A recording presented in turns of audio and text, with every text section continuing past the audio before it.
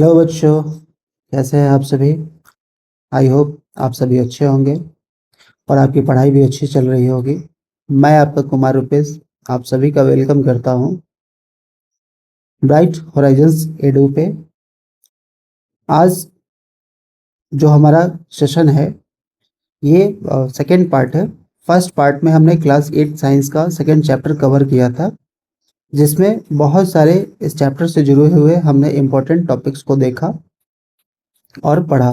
ठीक है, जहाँ पे हमने प्लांट सेल एनिमल सेल्स के बीच सिमिलैरिटीज को डिफरेंसेस को हमने देखा है। ठीक है, और किस तरीके से माइक्रोस्कोप की हेल्प से हम उसको ऑब्जर्व करते हैं, इन सभी टॉपिक्स को हमने देख लिया है। आज का जो सेशन होने वाला है इसमें हम आगे जो रेस्ट पार्ट है आपका उसको हम लोग कवर करने वाले हैं। ठीक है, तो चलिए सेशन को शुरू करते हैं। What are microorganisms? Microorganisms क्या है? माइक्रो ऑर्गेनिजम्स का मतलब होता है सूक्ष्म जीव, है ना। वैसे और टाइनी ऑर्गेनिजम्स जिसको हम अपने नेकेड आई से नहीं देख सकते हैं। ठीक है, some living organisms are made up of just one और वेरी फ्यू सेल्स। कुछ ऐसे ऑर्गेनिजम्स होते हैं जो कि सिर्फ एक या फिर कुछ सेल से मिलकर ही बने होते हैं। They are so small that they can not be seen with naked eye, है ना। ये जो है इतने छोटे हैं कि हम इसको अपनी नंगी आंखों से हम इसको नहीं देख सकते हैं। These are called microorganisms, जिनको हम लोग क्या कहते हैं? माइक्रो ऑर्गेनिजम्स कहते हैं। Some micro organisms like bacteria and amoeba are made of just one cell. कुछ ऐसे ऑर्गेनिजम्स हैं जो कि सिर्फ सिंगल सेल से बने होते हैं, जिसको हम लोग कहते हैं यूनिसेलुलर।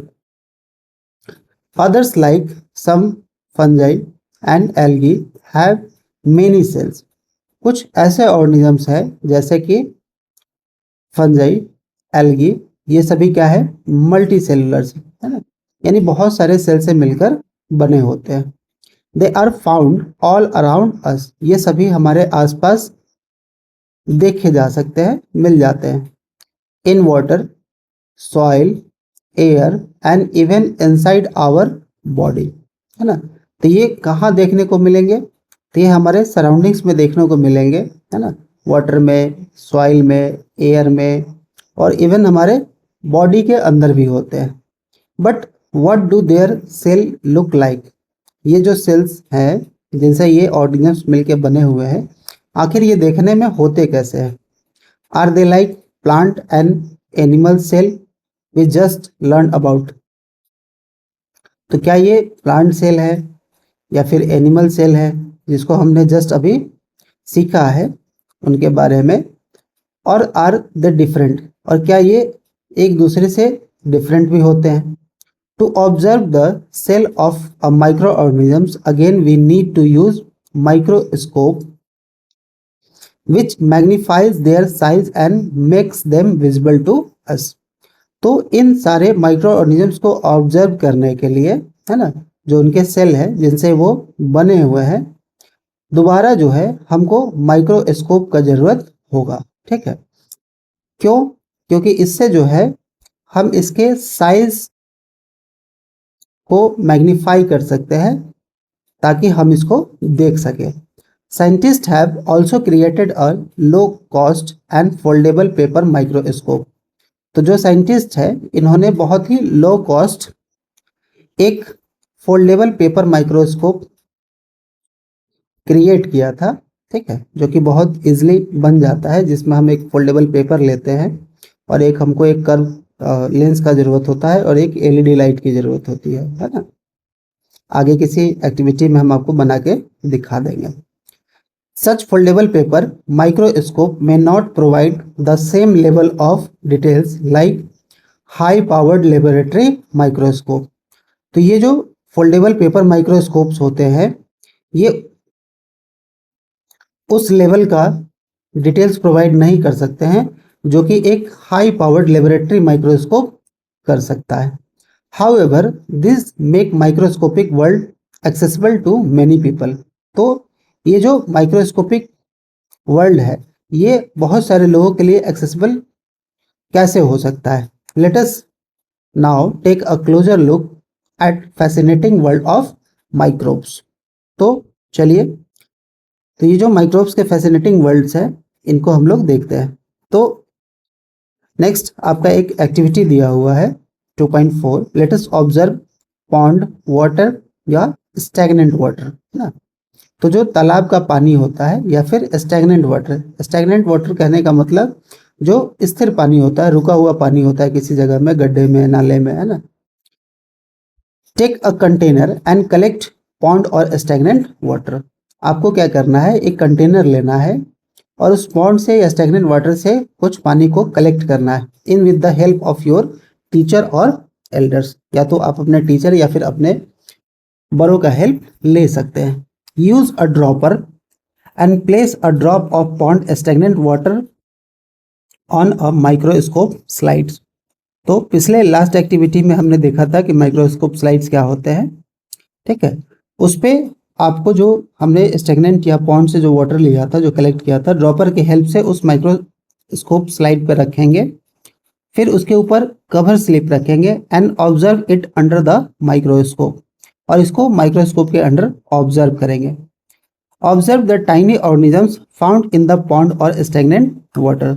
तो आप क्या ऑब्जर्व करेंगे कि जो हमने उस माइक्रोस्कोप स्लाइड पे जो स्टैग्नेंट वाटर के ड्रॉपलेट्स को रखा था उसके अंदर हम बहुत सारे टाइनी ऑर्गेनिजम्स को देखते हैं, ठीक है। फिर नेक्स्ट एक्टिविटी है आपका लेट अस ऑब्जर्व सॉइल सस्पेंशन। तो अब जो है हम सॉइल सस्पेंशन को ऑब्जर्व करते हैं, ठीक है। सॉइल सस्पेंशन क्या होता है? तो सॉइल सस्पेंशन बेसिकली मान लीजिए कि कोई एक बीकर है या बकेट है, इसके अंदर पानी भी है और इसके अंदर क्या है, सॉइल पार्टिकल्स है ना। तो इनका जो हेट्रोजीनियस सॉल्यूशन होता है उसी को हम क्या कहते हैं, सॉइल सस्पेंशन कहते हैं, ठीक है। Take a beaker and collect some moist soil in it from the nearby field और गार्डन। आपको एक बीकर लेना है और कलेक्ट सम मॉइस्ट सॉइल, है ना। आपको मॉइस्चर वाले सॉइल को कलेक्ट करना है जिसके अंदर नमी होता है, इन it from the nearby field और गार्डन, जो आप अपने आसपास के खेतों या गार्डन से ले सकते हैं। Do not touch the soil with your bear hands. In soil को आपको खाली हाथ से टच नहीं करना है, या तो आपको स्पून का यूज करना है या फिर ग्लव्स का यूज करना है, ठीक है।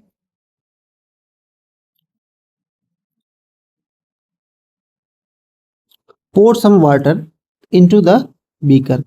तो जिसमें हमने सॉइल को कलेक्ट किया था उसमें कुछ पानी को मिलाएंगे and stir with a glass rod. और एक ग्लास रॉड के हेल्प से आपको क्या करना है, इसको अच्छे तरीके से मिला लेना है, ठीक। The liquid which may look dirty. तो कुछ देर के बाद क्या है कि वो जो पानी है जब हम रॉड से उसको स्टीर करते मिलाते हैं तो वो गंदा दिखने लगता है। Has very fine particles of soil and is called soil suspension. इसी को हम क्या कहते हैं, सॉइल सस्पेंशन कहते हैं। Keep it aside for some time and let the mixture settle. और थोड़े देर के लिए आपको छोड़ देना है ताकि ये जो मिक्सचर्स है वो क्या हो जाए, सेटल हो जाए। Use a dropper and take a drop water from a top layer. आपको क्या करना है, ये ऊपर वाले लेयर से ड्रॉपर के हेल्प से कुछ ड्रॉप ऑफ वाटर को लेना है। Place a drop on microscope slide. और उसमें से कुछ बूंद को आपको माइक्रोस्कोप स्लाइड के ऊपर रखना है। Cover it gently with cover slip. फिर आपको क्या करना है, ऊपर से कवर स्लिप रखना है और माइक्रोस्कोप के अंडर फिर आपको उसको ऑब्जर्व करना है। You may observe a small moving organisms similar to those you saw in activity 2.4। आपको ऐसे छोटे ऑर्गेनिजम्स देखने को मिलेंगे जो कि आपने लास्ट एक्टिविटी 2.4 में देखा था। This indicates the that even soil suspension contains a variety of tiny creature that cannot be seen with the unaided eye। तो फिर आप क्या देखेंगे कि ये जो सॉइल सस्पेंशन था इसके अंदर भी बहुत सारे वैरायटी ऑफ टाइनी क्रिएचर्स हमको देखने को मिलते हैं जो कि हम बेसिकली अपने आंखों से नहीं देख सकते हैं। The tiny creature that can not be seen with the naked I R called micro organisms. वैसे टाइनी क्रिएचर्स जो कि हम अपने नेकेड आई से नहीं देख सकते, उनको क्या कहते हैं? माइक्रो ऑर्गेनिजम्स कहते हैं। Micro means very small, micro means very small and organism means living being, है ना। इसी को हम लोग क्या कहते हैं? माइक्रोब्स कहते हैं। ठीक है, चलिए फिर नेक्स्ट एक्टिविटी पे बढ़ते हैं हम लोग। Activity 2.6, let us study a group of students studying in grade 8 perform activity 2.4 and 2.5। तो कुछ ग्रुप्स ऑफ स्टूडेंट जो है स्टडी कर रहे हैं ग्रेड 8 में और कुछ एक्टिविटी को वो परफॉर्म करते हैं 2.4 एंड 2.5 में। They also collected information from the library and internet. और ये जो इंफॉर्मेशन है, या आप इसको लाइब्रेरी से या फिर इंटरनेट से कलेक्ट कर सकते हैं। They recorded the data obtain after observing pond water in table 2.1। तो जो हमने पॉन्ड और स्टैग्नेंट वाटर को लिया था, तो उसके डाटा जो वहाँ से मिला था आप उसको रिकॉर्ड कर सकते हैं इन table 2.1 and the data obtain after observing soil suspension. या फिर आपने जो सेकंड ऑब्जर्वेशन लिया है इसका सॉइल सस्पेंशन का, उसके डाटा को भी आप ऑब्टेन कर सकते हैं। They identified the microorganisms as protozoa. तो जो माइक्रो ऑर्गेनिजम्स आपको मिला था, तो वो लेबोरेटरी के हेल्प से, सॉरी लाइब्रेरी की हेल्प से या इंटरनेट की हेल्प से आप उसका पता लगा सकते हैं ये किस टाइप ऑफ माइक्रो ऑर्गेनिजम्स हैं, है ना। तो ये प्रोटोजोआ हो सकते हैं, एल्गी हो सकते हैं, फंजाई हो सकते हैं एंड बैक्टीरिया हो सकते हैं। You can also conduct the same activity and record if you find any of these categories of organism।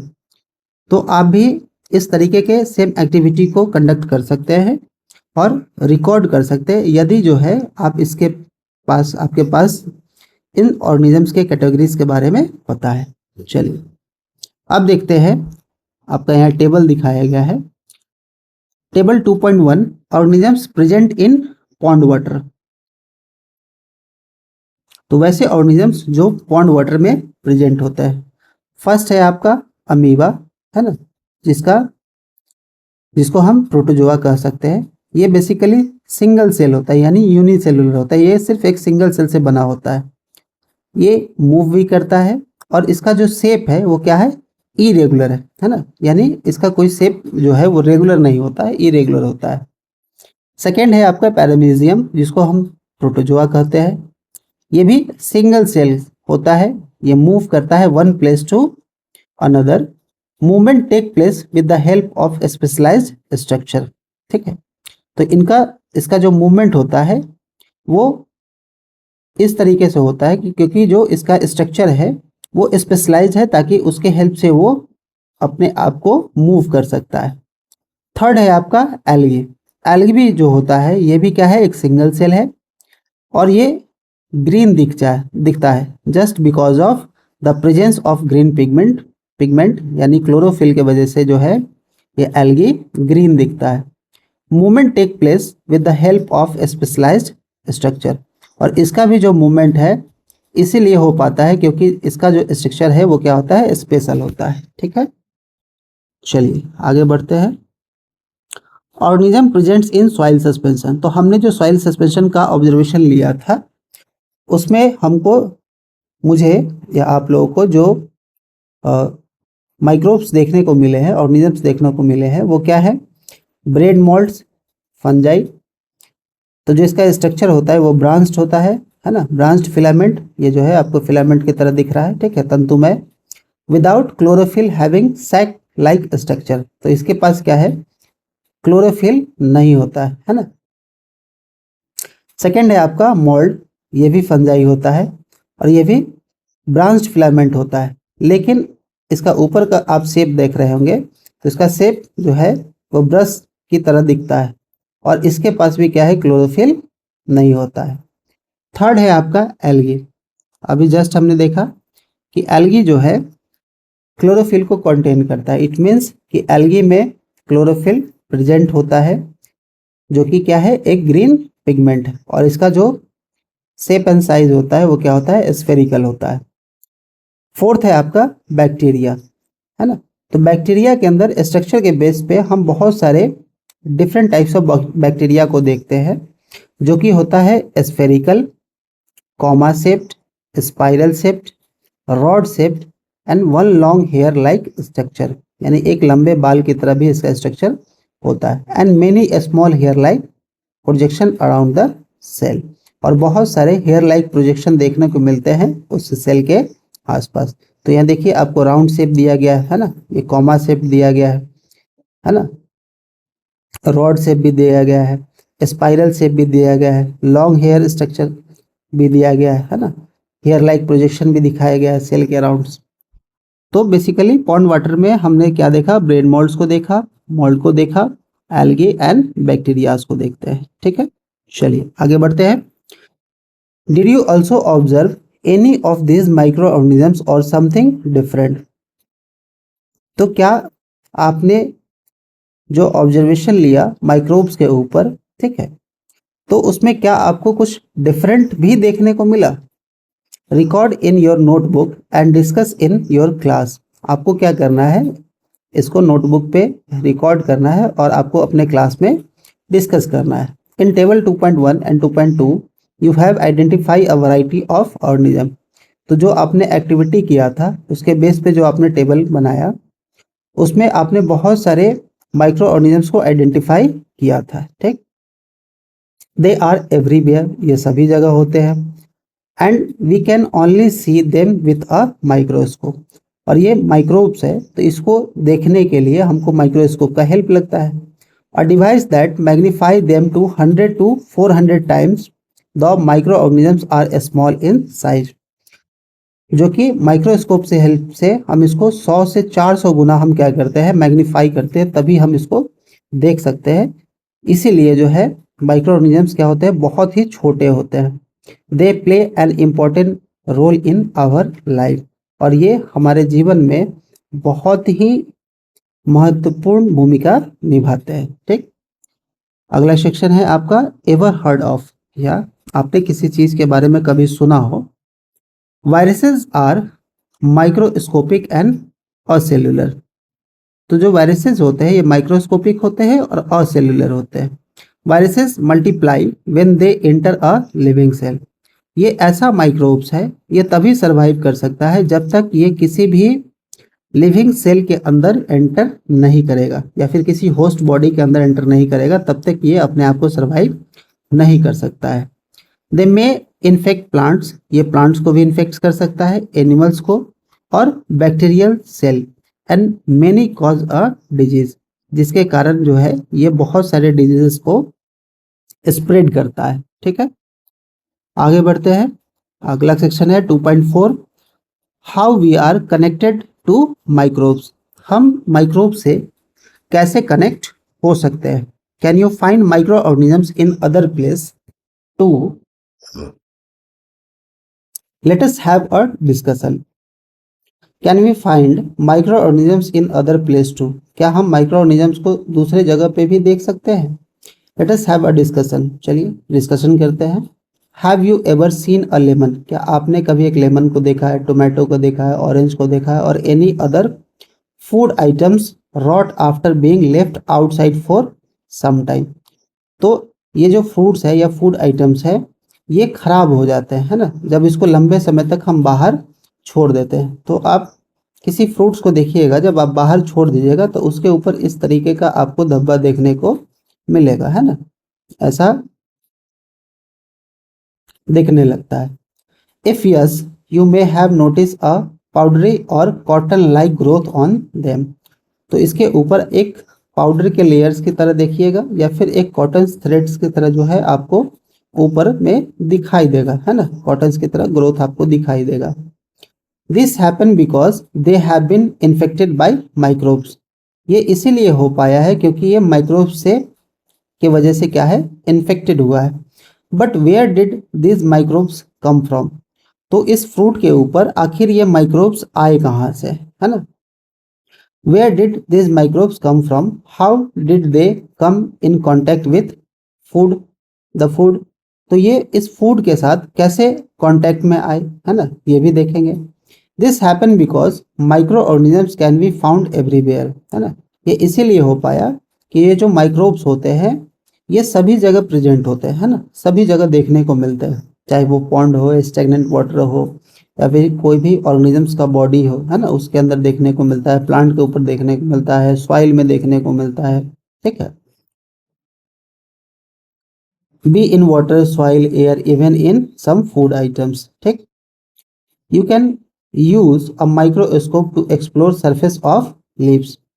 आप माइक्रोस्कोप का यूज करके आप एक्सप्लोर कर सकते हैं सरफेस ऑफ लीव्स को, स्टेम को, रूट को, और any other parts to see them, और भी कई सारे पार्ट्स को यूज कर सकते हैं उसको देखने के लिए।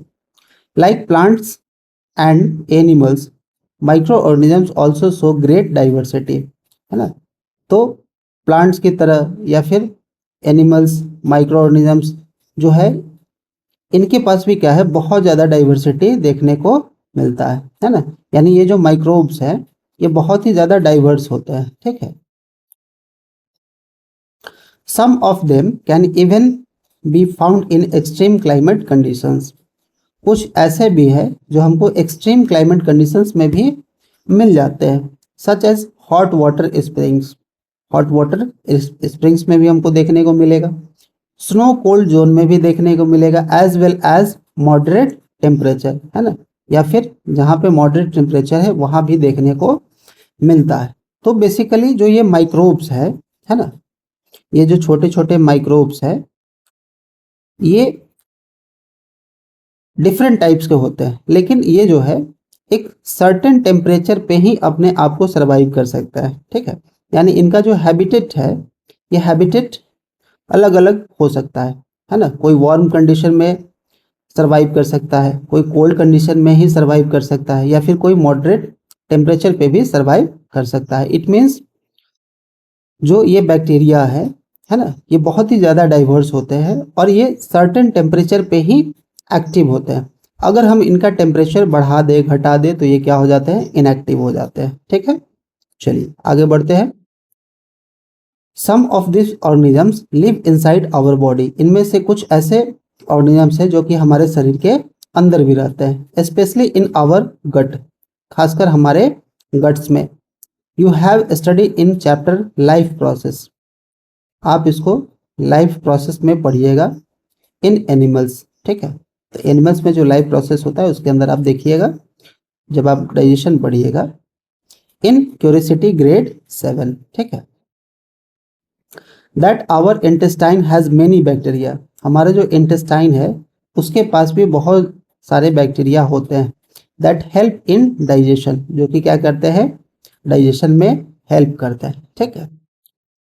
तो अब देखते हैं, पहले इस चैप्टर का नाम हुआ करता था फ्रेंड्स एंड फोए, है ना। फ्रेंड्स एंड फोए कहने का मतलब good bacteria and bad bacteria, ठीक है। तो कुछ ऐसे बैक्टीरिया है जो हमारे लिए अच्छे भी होते हैं, कुछ ऐसे बैक्टीरिया है जो हमारे लिए खराब भी होते हैं, है ना। अब न्यू सिलेबस के अकॉर्डिंग जो आपका चैप्टर का नाम बदला गया है ना, और सिलेबस चेंज किया गया है, उसमें इस चैप्टर का नाम बदल के नए सिलेबस के अकॉर्डिंग रखा गया है। तो कुछ ऐसे बैक्टीरिया है जो हमारे लिए यूजफुल भी होते हैं, ठीक है, और कुछ ऐसे बैक्टीरिया है जो हमारे लिए हार्मफुल भी होते हैं, ठीक है। Like plants and animals, micro organisms very in shape, है ना। तो प्लांट्स और एनिमल्स के तरह माइक्रो ऑर्गेनिजम्स भी जो है ये शेप में एक दूसरे से डिफरेंट होते हैं, साइज में, स्ट्रक्चर में, है ना। इन टेबल 2.1 एंड 2.2 जो हमने ऑब्जर्व किया था, you would have observe micro organisms of different shape, spherical, rod shape and irregular. यानी माइक्रो ऑर्गेनिजम्स भी जो है बहुत डिफरेंट शेप्स के देखने को मिलते हैं, ठीक है। चलिए तो यहाँ पे क्या है, इस सेक्शन को देखते हैं जहाँ पे ये लड़की पूछ रही है, but why do microorganisms not infect the pickles and murabbas. तो ये जो माइक्रो ऑर्गेनिजम्स है तो इसने तो फूड आइटम्स को क्या कर दिया, रोट कर दिया, है ना, खराब कर दिया। तो क्या ये अचार को और मुरब्बा को खराब क्यों नहीं करते हैं।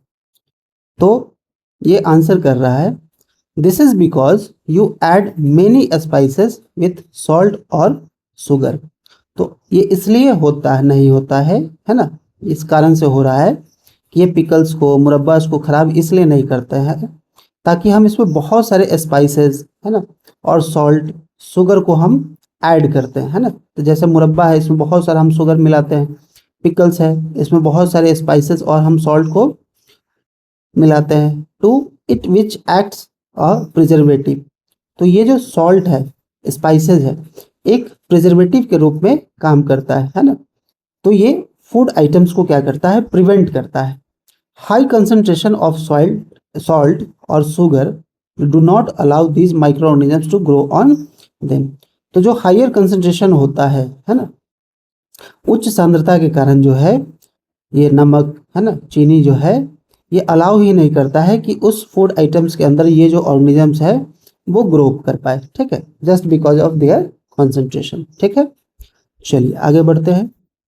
How do the diversity of micro organisms play a role in our daily life? How do they help clean the environment? तो ये जो माइक्रो ऑर्गेनिजम्स है, तो इनके अंदर जो डाइवर्सिटी देखने को मिलता है, जो विविधताएं देखने को मिलती है, वो क्या रोल प्ले करती है हमारे डेली लाइफ में, और ये कैसे हेल्प करते हैं इन्वायरमेंट को क्लीन करने में, ठीक है। चलिए अगला टॉपिक है आपका की players in cleaning the environment. कौन से ऐसे की प्लेयर्स हैं जो कि इन्वायरमेंट को क्लीन करते हैं, है ना, साफ सुथरा रखते हैं। Let us attempt to understand this by doing an activity. तो इसको हम एक एक्टिविटी के हेल्प से समझते हैं। Take an empty container and fill it half way with garden soil. आपको एक कंटेनर लेना है और गार्डन सॉइल से उसको हाफ वे भर लेना है, मतलब आधा भर लेना है। Add some fruit and vegetables. उसके अंदर आपको फ्रूट्स एंड वेजिटेबल पील्स को क्या करना है, भरना है, ठीक है, यानी उसके छिलके को भरना है। To the container thereafter put a layer of soil. फिर उसके बाद ऊपर से क्या करते हैं, एक सॉइल का लेयर बिछा देते हैं और कुछ पत्तों को उसके ऊपर रख देते हैं, ठीक। After 2 and 3 weeks observe the change that have taken place. तो 2-3 हफ्तों के बाद आप उस बदलाव को देखेंगे जो हुआ है। तो बदलाव क्या हुआ है? Do you observe any differences in the contents of the container? तो उस कंटेनर के अंदर जो हमने फ्रूट या वेजिटेबल पील्स को रखा था सॉइल के बीच में, तो क्या उसमें कोई चेंजेस देखने को मिलते हैं, है ना, डिफरेंसेस देखने को मिलते हैं? तो उसको हम ऑब्जर्व करते हैं। You may find that peels of fruit and vegetables have turned into dark colored material. तो जो वेजिटेबल पील्स थे, है ना, और फ्रूट पील्स थे, वो एक डार्क कलर मटेरियल में क्या होते हैं, बदल जाते हैं। इसी को हम लोग क्या कहते हैं, मेन्योर कहते हैं, ठीक है, जिसको हम एग्रीकल्चर बेस्ड के लिए हम इसका यूज करते हैं। Which is rich in nutrients, जिसके अंदर बहुत सारे न्यूट्रिएंट्स होते हैं। And help increase the fertility of soil, है ना। तो ये क्या करता है, सॉइल की फर्टिलिटी को इंक्रीज करने में हेल्प करता है, यानी मिट्टी की उर्वरकता को बढ़ाता है। But how did the peels of fruit and vegetables turn into manure? लेकिन ये जो फ्रूट पील्स थे या वेजिटेबल पील्स थे, आखिर ये मैन्योर में कैसे बदल गए? चलिए एक्टिविटी के थ्रू हम देखते हैं। You saw the soil contain various kinds of micro organisms. तो हमें पता है कि सॉइल के अंदर भी कई तरीके के माइक्रो ऑर्गेनिजम्स देखने को मिलते हैं। Some of these micro organisms like fungi and bacteria act on the plant waste and slowly break it down into simpler nutrients rich manure। तो ये जो फंजाई और बैक्टीरिया होते हैं, एक्ट ऑन प्लांट वेस्ट, है ना। तो फ्रूट एंड वेजिटेबल क्या है ना, उसका जो पील्स था वो प्लांट वेस्ट ही है। And slowly breaks it down into simpler nutrients, और धीरे धीरे क्या करता है, उसको सिंपलर न्यूट्रिएंट्स में कन्वर्ट कर देता है, ठीक है, जो बेसिकली एक रिच मैन्योर होता है। You may have seen gardens in your school or in a field near your house. तो आप अपने इस गार्डन में आप इसको देख सकते हैं, ठीक है, अपने स्कूल में या फिर फील्ड्स में जो आपके घर के आसपास है वहां देख सकते हैं, ठीक। Collecting dry leaves and plant waste and putting them into pits. तो इन सभी जगहों से क्या है कि आपको ड्राई लीव्स को कलेक्ट करना है, ठीक है। सॉरी, मैं थोड़ा मिसअंडरस्टैंड कर गया था, आगे का सेक्शन कुछ और है। तो हमको क्या करना है कि जो गार्डनर्स है ना, जो आपके स्कूल में है या जो आपके आसपास का खेत है, वहाँ से हम कलेक्ट करते हैं dry leaves and plant waste को and putting them into pits, किसी गड्ढे में हम उसको रख देते हैं। Do you now understand why they do this, है ना। तो क्या आप समझ रहे हैं कि वे ऐसा क्यों करते हैं? It is to make natural manure, ये इसलिए करते हैं ताकि वो एक प्राकृतिक मेन्योर बना सके, ठीक है। तो मेन्योर जो है वो क्या है, तो बेसिकली एक ऑर्गेनिक कंपाउंड बनता है, ठीक है, आफ्टर डिकम्पोजिशन, ठीक है। चलिए आगे देखते हैं। अब एक आपका सेक्शन है आवर साइंटिफिक हेरिटेज, है ना। तो हमारा जो साइंटिफिक हेरिटेज है वो क्या है? Ancient Indian text particularly the Vedas have reference of the world creamy, है ना। तो जो एंशियंट टाइम्स में जो हमारे पर्टिकुलरली कुछ वेदास है, उनके रेफरेंस से एक वर्ड्स को हम देखते हैं जिसका मतलब होता है creamy, which means different tiny entities including दृश्य, है ना। यानी जो विजिबल्स होते हैं वैसे टाइनी एंटिटीज जो कि विजिबल है जिसको हम दृश्य कहते हैं, एंड अदृश्य मतलब इनविजिबल, ठीक है। तो दृश्य कहने का मतलब जो विजिबल है और अदृश्य कहने का मतलब जो इनविजिबल है। Various Vedic texts mention their beneficial and harmful effects. तो अलग अलग जो वैदिक टेक्स्ट है वो इस चीज को मेंशन करते हैं कि ये बेनिफिशियल भी होते हैं और हार्मफुल इफेक्ट को भी जनरेट करते हैं। अथर्ववेदा ऑल्सो रेफर्स टू कृमि, एक और वेद है अथर्ववेद, ठीक है, जिसमें भी कृमि को दिखाया गया है, ठीक है, लिखा गया है टेक्स्ट को, तो वहां से भी इसका रेफरेंस हमको मिलता है। If you look around carefully you might see decaying plants. अगर आप अपने आसपास बहुत केयरफुली देखते हैं तो आप देखेंगे कि बहुत सारे डिकेइंग प्लांट्स होते हैं या फॉलन लीव्स होते हैं जो कि स्टोर्ड इन कंटेनर और लाइंग इन द गार्डन, है ना, जिसको हम किसी कंटेनर में जमा करके रखते हैं या फिर गार्डन में ऐसे ही पड़े रहते हैं। These disappear after some time from the surroundings, और कुछ समय के बाद ये हमारे सराउंडिंग से गायब भी हो जाते हैं। This is because micro organisms break down the complex substance of fallen leaves into simpler substance. तो ये जो माइक्रोब्स है ना, इसने क्या किया, इस कॉम्प्लेक्स सब्सटेंस को, है ना, जैसे कि हमारा फॉलन लीव्स है, इसको सिंपलर सब्सटेंस में क्या करता है, ब्रेक डाउन कर देता है, ठीक। That are rich in nutrients, जिसके अंदर क्या है, रिच अमाउंट में न्यूट्रिएंट्स होते हैं। अ प्रोसेस कॉल्ड डिकम्पोजिशन, और इस प्रोसेस को हम लोग क्या कहते हैं, डिकम्पोजिशन कहते हैं। These nutrients go back to the soil and help plants grow better. Micro organisms also decompose bodies of dead animals, ठीक है। तो ऐसा नहीं है कि ये माइक्रोब जो है वो सिर्फ प्लांट पार्ट्स को ही डिकम्पोज करते हैं, ये डेड एनिमल्स को भी डिकम्पोज कर सकते हैं, उनके बॉडीज को।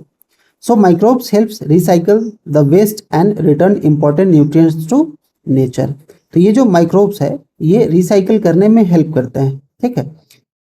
जो वेस्ट है ना, कैसे वेस्ट है, तो जो बायोटिक वेस्ट होते हैं उसी को ये रिसाइकल करते हैं, अबायोटिक को नहीं कर सकते हैं, ठीक है।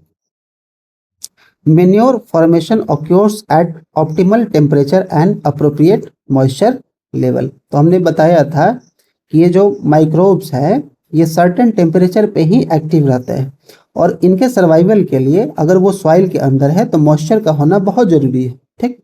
तो जब ये एडिक्वेट अमाउंट में अगर उसको टेम्परेचर मिल रहा है और अप्रोप्रिएट मॉइस्चर मिल रहा है तो वो आराम से मेन्योर को फॉर्म कर सकता है।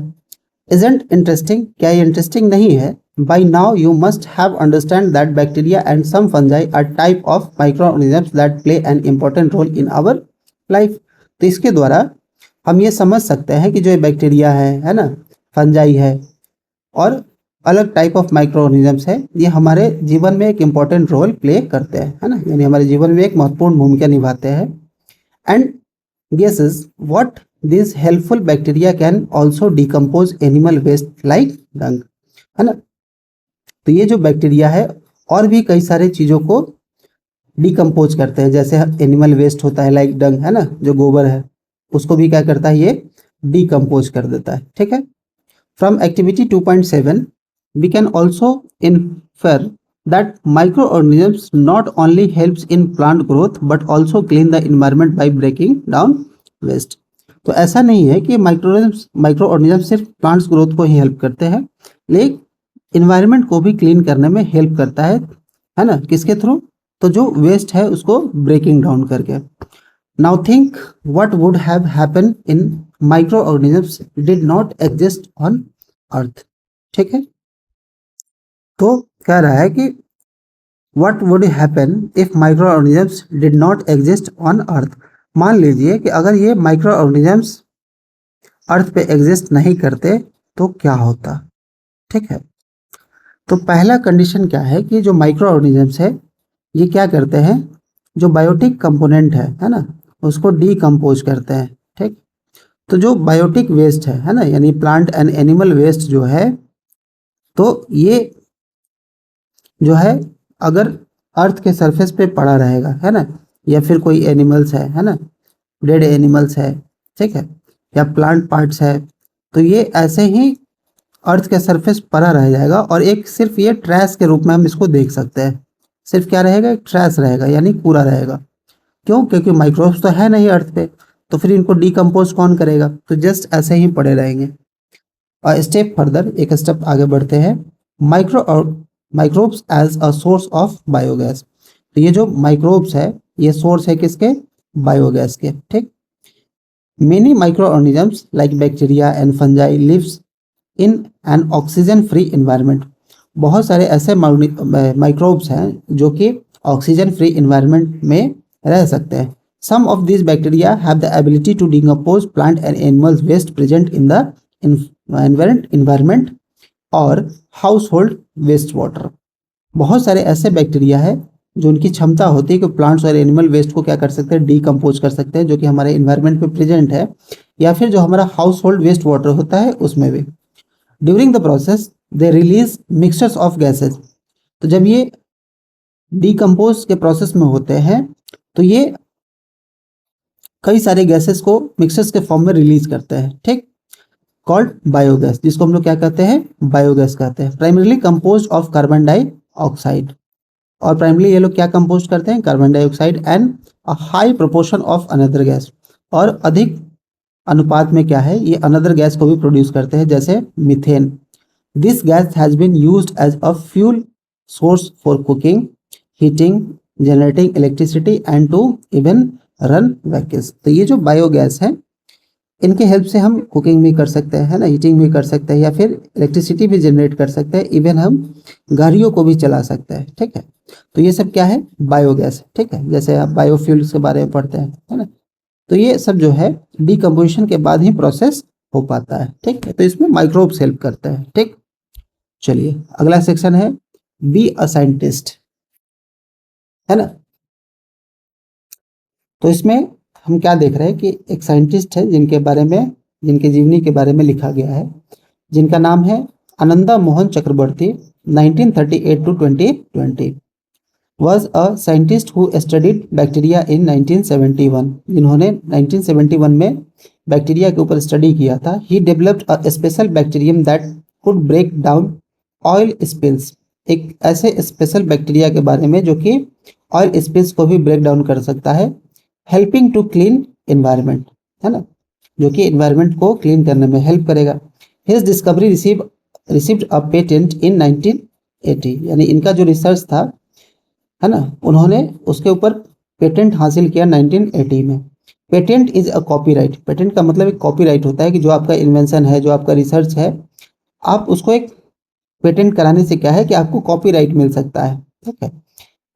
Given to a person so that no one else can copy. और इसके कारण क्या है कि इसका कोई भी कॉपी नहीं कर सकता है विदाउट योर परमिशन। यूज और sell his and her invention without permission. यानी इस अगर आप उसको पेटेंट करा लेते हैं तो कोई भी या तो उसको कॉपी नहीं कर सकता है, ना ही उसको बेच सकता है, ना ही उसको उस इन्वेंशन को बिना आपके परमिशन का यूज भी नहीं कर सकता है। His work showed how micro organisms could be used to solve environmental problems like pollution. तो इनका जो इन्वेंशन था, जो रिसर्च था, ये दिखाता है कि जो माइक्रो ऑर्गेनिजम्स है किस तरीके से इन्वायरमेंटल प्रॉब्लम्स लाइक पॉल्यूशन को सॉल्व कर सकते हैं। He is remembered for his contribution, उनको इनके योगदान के लिए याद रखा जाता है, to science and for protecting environment using microbes, यानी माइक्रोब्स के यूज से किस तरीके से हम इन्वायरमेंट को प्रोटेक्ट कर सकते हैं, उसके लिए इनके कंट्रीब्यूशन को याद रखा जाता है। What are the other problems which you think can be solve with the help of micro organism. तो आखिर ऐसे और भी कई सारे प्रॉब्लम्स है ना, तो जो आप सोच सकते हैं कि माइक्रो ऑर्गेनिजम्स के हेल्प से उसको सॉल्व किया जा सकता है। ठीक है, चलिए नेक्स्ट है आपका micro organisms and food. How does the diversity of micro organisms help in our kitchen. तो ये माइक्रोब्स का डाइवर्सिटी है, ये हमारे किचन में कैसे हेल्प करता है। ठीक, चलिए देखते हैं micro organisms and food. First आपका एक्टिविटी दिया हुआ है 2.8, लेट अस परफॉर्म इस एक्टिविटी को देखते हैं। Take 2 bowls A and B, आपको 2 बाउल लेना है A and B. Each take 200 grams of flour, जिसके अंदर क्या करना है, आपको आटा रखना है या मैदा रखना है, and add a pinch of sugar, और उसमें थोड़ा सा चीनी मिलाना है। Now in bowl A add a small amount of yeast powder. Bowl A में क्या करना है, आपको थोड़ा ईस्ट पाउडर मिलाना है और अच्छे से इसको मिला देना है, ठीक है, आटे के साथ। दूसरे बाउल बी में आपको क्या करना है, do not add any east, इसके अंदर कोई भी ईस्ट को ऐड नहीं करना है, so that we can compare the result of 2 bowls. और आपको उस दोनों बाउल के अंदर जो रिजल्ट आया है उसको क्या करना है, एक दूसरे से कंपेयर करना है। Knead the flour of 2 bowls with warm water to make soft dough, है ना। तो आपको क्या करना है कि अच्छे तरीके से जो है इसको गूंद के दोनों बाउल के गर्म पानी के साथ वो क्या करना है, एक सॉफ्ट डो बना लेना है ना, यानी गूंद के उसको एक छोटा सा डो बना लेना है शेप में। Cover the dough with a damp cloth and keep it in warm place, आपको क्या करना है, एक डैम्प क्लॉथ से उसको कवर कर देना है और वार्म प्लेस यानी गर्म जगह पे रख देना है। Observe both the ball after 4 and 5 hours, 4 से 5 घंटे बाद आपको जो है इसको ऑब्जर्व करना है। Did you find any change in the volume, क्या आप उसके वॉल्यूम में किसी प्रकार का चेंज देखते हैं, उसके स्मेल में। टेक्सचर ऑफ द डॉ, तो जो डॉ का जो टेक्सचर था उसको। इफ नॉट लीव द डॉ फॉर सम मोर टाइम, अगर नहीं देखने को मिल रहा है तो थोड़ा देर और आप उसको छोड़ सकते हैं, है ना, कुछ समय के लिए। After some time you may notice that the dough in bowl A where yeast was added, तो जिस बाउल में हमने ईस्ट को ऐड किया था उसको देखेंगे आप, हैज राइजन स्लाइटली, है ना। तो वो जो डॉ है उसका साइज क्या है, वो स्लाइटली बढ़ जाता है, बिकम्स फ्लफी, है ना, यानी फ्लफी हो जाता है। And has a different smell compare to the dough kneaded without yeast, उस डॉ से जिसमें हमने ईस्ट को नहीं मिलाया था उसके कंपैरिजन में इसका स्मेल भी डिफरेंट होता है और उसका जो साइज है वो भी स्लाइटली राइज कर जाता है, यानी बढ़ जाता है, फूल जाता है वो, है ना, फ्लफी होता है। वाई डज दिस हैपन, ऐसा क्यों हुआ। What is the role of yeast, है ना, ईस्ट का क्या रोल है। What did we add sugar and warm water to the flour, और हमने शुगर को क्यों मिलाया और गर्म पानी को उस आटे में हमने क्यों मिलाया था जिसका हमने बाउल ए में डो बनाया था। East is a type of micro organisms, है ना, इसका मतलब है कि ये जो ईस्ट है ये क्या है, एक माइक्रो ऑर्गेनिजम्स, है ना। It belongs to a group of micro organisms, ये माइक्रोब्स के ग्रुप से बिलोंग करता है जिसको हम लोग क्या कहते हैं, फंजाई कहते हैं। East grows well in warm condition, ये तो ईस्ट होते हैं ये वार्म कंडीशन में ही ग्रो कर सकते हैं। You may recall from chapter life process in animals,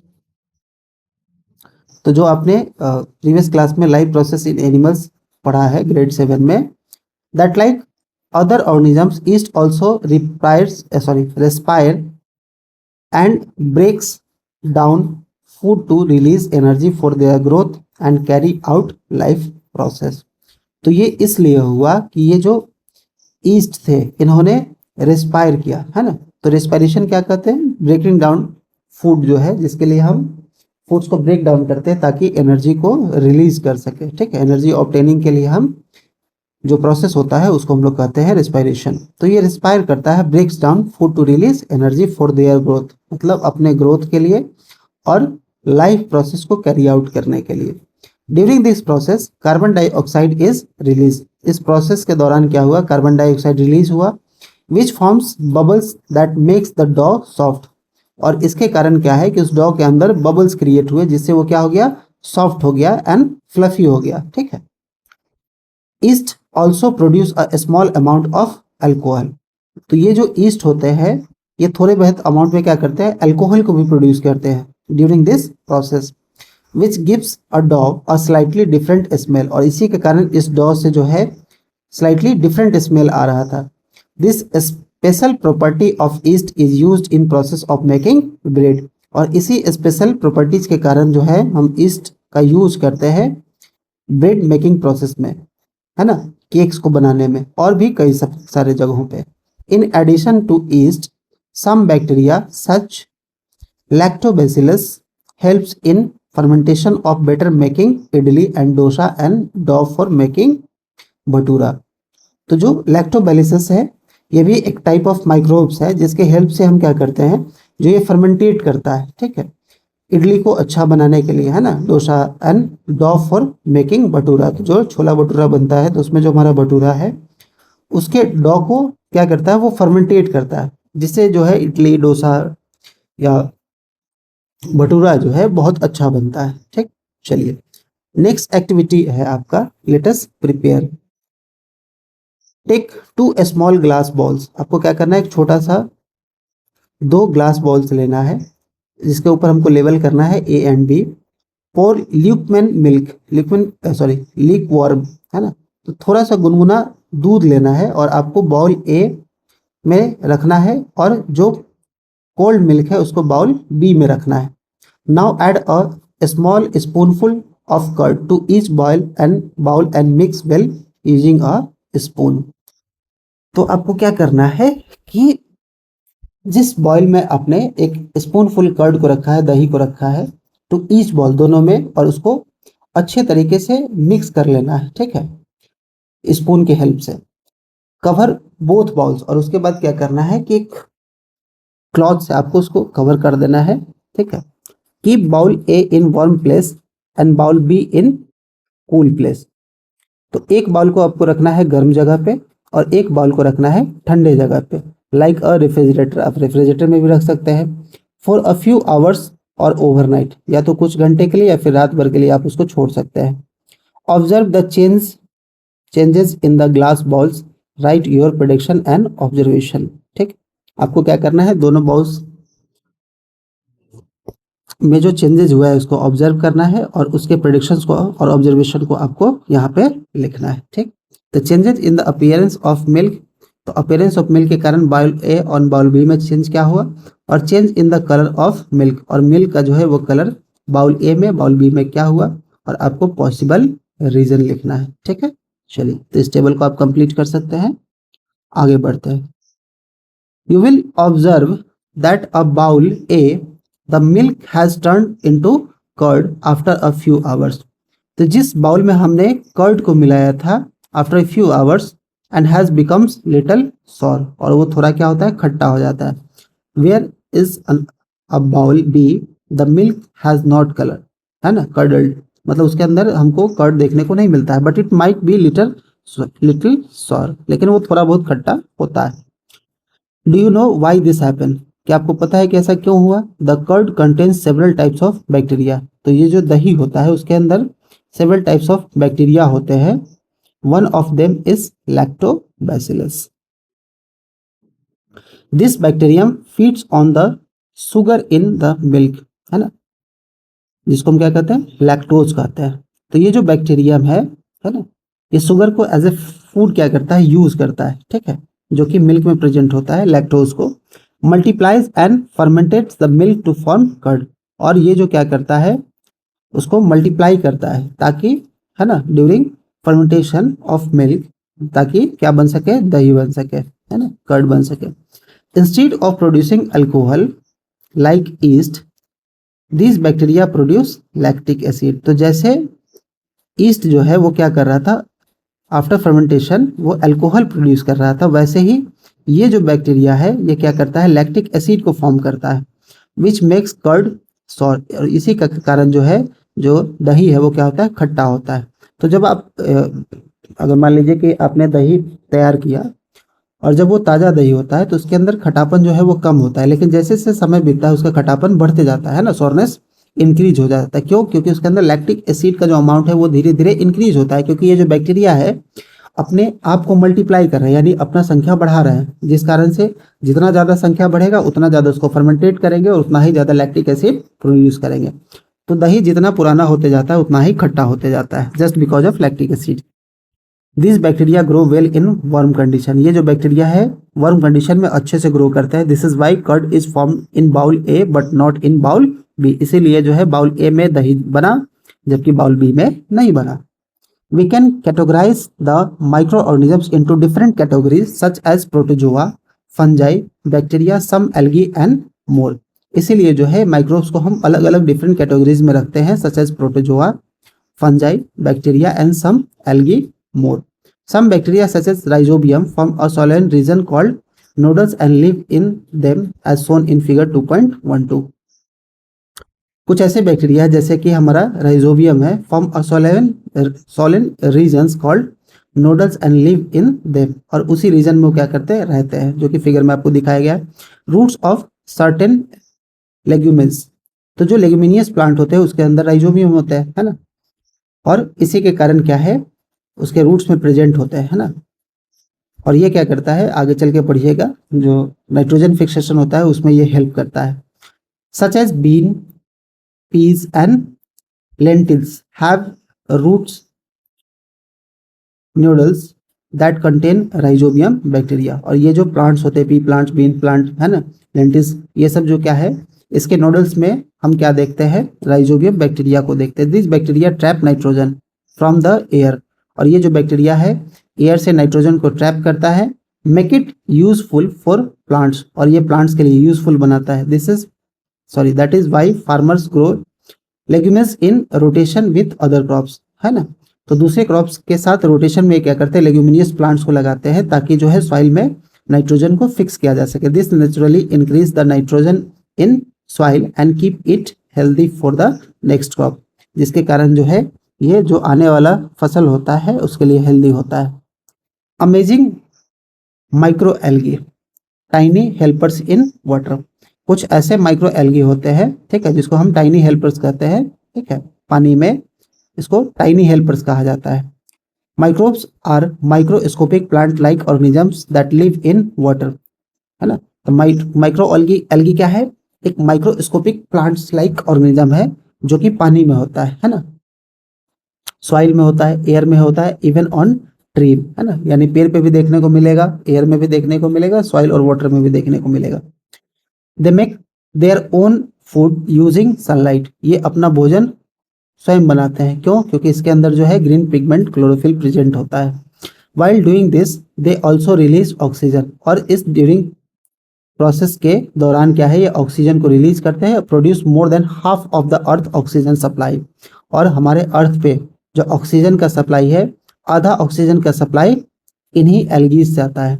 they are rich in nutrients and serve as a food source of for many aquatic animals, तो ये जो न्यूट्रिएंट्स जो ये प्रिपेयर करता है ना, एज अ फूड, ये बहुत सारे एक्वेटिक एनिमल्स के लिए क्या है, सोर्स ऑफ फूड बनता है।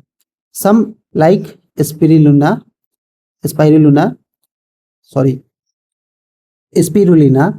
है ना, chlorella and diatoms are also used by humans as health supplements, तो जो ये स्पिरुलिना है और क्लोरेला है एंड डाई एटम्स, इसको हम यूज करते हैं, है ना, ह्यूमंस जो है एज ए हेल्थ सप्लीमेंट के फॉर्म में और मेडिसिन के लिए इसका यूज होता है। Micro algae also helps in cleaning water. ये जो माइक्रो एल्गीज होते हैं ये वाटर को क्लीन करने में भी हेल्प करते हैं। Are use to make biofuel, और बायोफ्यूल को भी बनाने में हेल्प करते हैं। However pollution, climate change and habitat destruction are threatening micro algal diversity and abundance. तो जो ये पॉल्यूशंस, क्लाइमेट चेंज और जो हैबिटेट डिस्ट्रक्शन है, हैबिटेट मतलब the natural place where the organisms lives together, तो उस हैबिटेट को, प्लेस को हम लोग क्या कर रहे हैं, डिस्ट्रक्ट कर रहे हैं, जिसके कारण क्या है, ये माइक्रो एल्गल के लिए क्या है, इनके डाइवर्सिटी के लिए एक थ्रेटन है ना, यानी खतरा है। और धीरे धीरे क्या है, ये अबेंडेंट हो रहा है, मतलब समाप्ति की ओर जा रहा है। It is important to conserve these tiny organisms to protect the environment and maintain oxygen balance on the earth।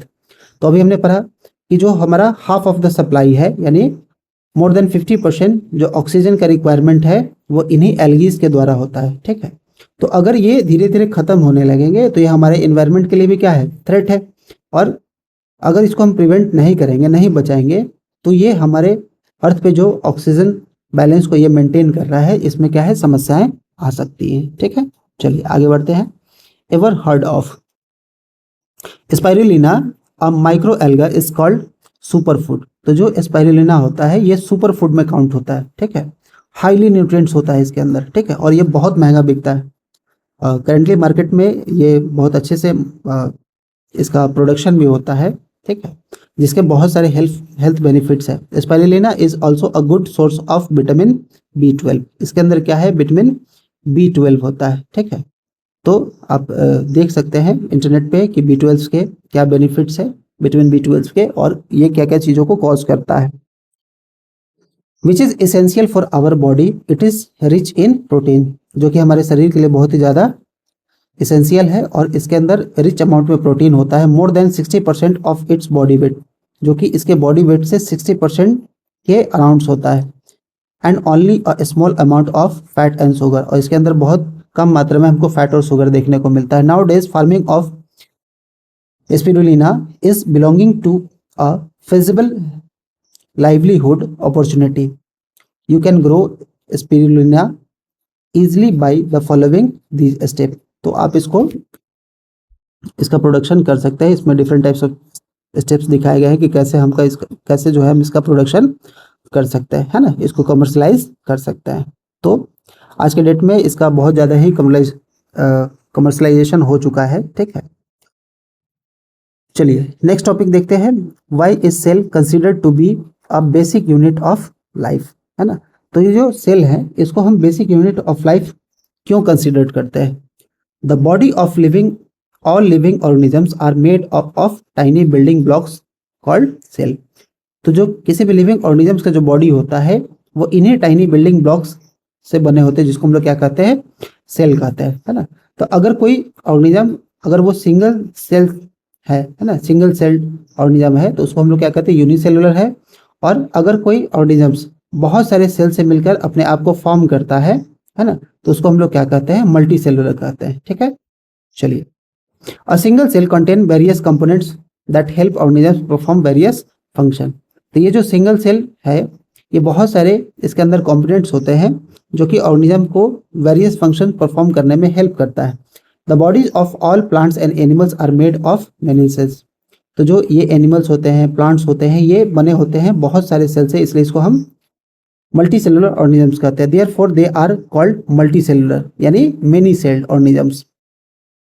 In multicellular organisms, cells carry out specialized function individually but also cooperate with each other to increase the chance of survival। तो ये जो multicellular organisms होते हैं ये बहुत सारे specialised function को perform करते हैं इंडिविजुअली, यानी अलग अलग, ठीक, लेकिन एक साथ कॉपरेट करते हैं ताकि जो उस ऑर्गेनिजम्स का चांस ऑफ सर्वाइवल है उसको बढ़ाया जा सके। Some micro organisms such as bacteria, protozoa are made of just one cell.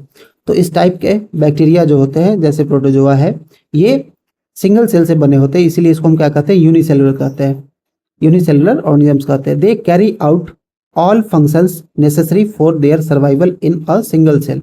और ये जितने भी फंक्शंस होते हैं जो कि उस ऑर्गेनिजम्स के सर्वाइवल के लिए जरूरी होता है, वो उसके लिए एक सिर्फ सिंगल सेल के ऊपर डिपेंडेंट होता है। यानी जो भी लाइफ प्रोसेस है वो सिर्फ और सिर्फ एक सेल के ही अंदर परफॉर्म होगा। अगर वो सिंगल सेल डेड हुआ, इट मीन्स वो ऑर्गेनिज्म का जीवन जो है वो खत्म हो जाएगा। लेकिन मल्टी सेलुलर में ऐसा नहीं होता है ना, क्योंकि हम different types of many cell से बने होते हैं। ठीक। Other microbes like algae and fungi are made of one or more cell. दूसरे तरफ जो एल्गी और फंजाई है, ये एक से अधिक सेल से बने होते हैं। For example, east is unicellular fungus which moulds is a multi cellular fungus. तो ये जो ईस्ट होता है ये यूनिसेलुलर होता है, जबकि जो मोल्ड्स होते हैं ये मल्टी सेलुलर फंगस कहलाता है ना। चलिए आगे देखते हैं। Like animal and plant cell, the cell of micro organisms are also surrounded by cell membrane. ठीक। एनिमल सेल्स और प्लांट सेल के ही तरह ये जो माइक्रो ऑर्गेनिजम्स होते हैं ये भी सराउंडेड होते हैं सेल मेम्ब्रेन से। Cells of fungi additionally have a cell wall.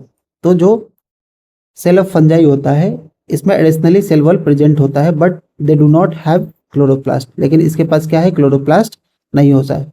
तो so they can not make their own food. तो अगर क्लोरोप्लास्ट नहीं है तो वो अपना भोजन खुद नहीं बना सकते हैं, है ना। तो अगर क्लोरोप्लास्ट है तो वो फोटोसिंथेसिस को प्रोसेस करेगा, इट मीन्स वो अपना फूड खुद प्रिपेयर करेगा। Bacteria do not have a well defined nucleus. Bacteria जो है उसके अंदर जो न्यूक्लियस होता है वो वेल डिफाइंड नहीं होता है। और न्यूक्लियर मेम्ब्रेन, ठीक, और ना ही कोई न्यूक्लियर मेम्ब्रेन होता है। ठीक है। Instead they have a nuclide. This feature distinguish them from cell of yeast, protozoa, algae, fungi, plants and animals. We have only looked at a few basic cell structure here. The cell has other components about which you will learn in higher classes. तो cell के अंदर और भी कई सारे components होते हैं जिसके बारे में आप हायर क्लासेस में पढ़िएगा। ठीक। For observing sub cellular components we need microscopes with high magnification and electron microscope magnifies the cell about 10 lakhs times where we can see more structure present in a cell. अगर ऐसा electron microscope से हम अगर magnify करें तो cell के अंदर और भी कई सारे जो स्ट्रक्चर्स है जो प्रेजेंट है हम उसको ऑब्जर्व कर सकते हैं। By now you must have understood that all living beings including micro organisms are made up of one or more sales, है ना। तो हमको ये समझना होगा that all living beings including micro organisms, है ना, माइक्रो ऑर्गेनिजम्स को भी इंक्लूड करके ये सभी जो है वन और मोर सेल से बने हुए हैं, है ना। या तो ये एक सेल है या कई सारे सेल है। Their cell differ in size. इनके सेल का जो साइज होता है एक दूसरे से डिफरेंट होता है, शेप भी डिफरेंट होता है और स्ट्रक्चर भी डिफरेंट होता है। Plants and animals cell also have some differences. Plants और एनिमल सेल्स है उनके अंदर भी डिफरेंसेस देखने को मिलता है। Understanding this differences helps us learn how this organisms functions differently, है ना, डिफरेंटली। तो ये जो डिफरेंसेस है इन सेल्स के अंदर यही हमको सीखने में हेल्प करेगा कि अगर कोई ऑर्गेनिजम्स है तो वो कैसे डिफरेंट फंक्शंस को वो परफॉर्म करता है। ठीक है। In this chapter we have learn about the beneficial microorganisms. However, there are some microbes that cause diseases in plants and animals including humans. We will learn about some of diseases caused by microbes in next chapter, है ना। तो आगे चल के हम next chapter में पढ़ेंगे कि इन माइक्रोब्स के द्वारा क्या क्या डिजीजेस होते हैं, यानी जो बैड बैक्टीरिया है वो किस तरीके से एनिमल्स, प्लांट्स और ह्यूमंस को क्या करते हैं, इन्फेक्ट करते हैं। ठीक है। तो कुछ ऐसे भी है जो कि बेनिफिशियल भी है, कुछ ऐसे माइक्रो ऑर्गेनिजम्स है जो हमारे लिए हार्मफुल भी है ना। आगे आपका स्नैपशॉट्स में एक क्विक समरी दिया गया है, जो भी टॉपिक्स हमने इस चैप्टर में पढ़ा है ना, उसका क्विक समरी दिया गया है। तो आप इसको एक बार अच्छे से रीड कर लीजिएगा ताकि एक इस चैप्टर का आपको एक क्विक रिव्यू मिल जाए। ठीक है। तो आई होप आपको ये सेशन अच्छे से समझ में आया हो और कुछ नए सीखने को मिला हो। तो वीडियो को लाइक और शेयर जरूर करिएगा अपने क्लासमेट्स के साथ। अगर आपने अभी तक ब्राइट होराइजन्स एडू को सब्सक्राइब नहीं किया है तो अभी सब्सक्राइब कर ले, ताकि हमारी जो एनसीईआरटी सीरीज चल रही है जिसमें हम जो चैप्टर्स को देख रहे हैं, जहाँ पे हम लाइन बाय लाइन एक्सप्लेनेशन कर रहे हैं, तो ये सेशंस जो है आपसे मिस ना हो। अगर इस चैप्टर से जुड़ा कोई भी डाउट्स या क्वेश्चन है तो कमेंट सेक्शन में ज़रूर लिखें। मैं आपके हर सवाल के जवाब देने की पूरी कोशिश करूंगा, ठीक है। या तो उसके ऊपर कुछ शॉर्ट्स वीडियो बना के डेमोन्स्ट्रेशन के फॉर्म में हम आपको दिखाएं या एक्टिविटी के फॉर्म में आपको दिखा के जो आपका डाउट्स है उसको क्लियर कराने का कोशिश करेंगे इन फ्यूचर। अगले वीडियो में मिलते हैं आप सभी से, ऐसे ही किसी क्लास के नए चैप्टर के टॉपिक्स को डिटेल में कवर करेंगे। Until then, keep learning, keep growing, and remember, learn today leads tomorrow. Thank you for watching and your supports. All the best for your wonderful science journey. See you in next video. तब तक के लिए good bye.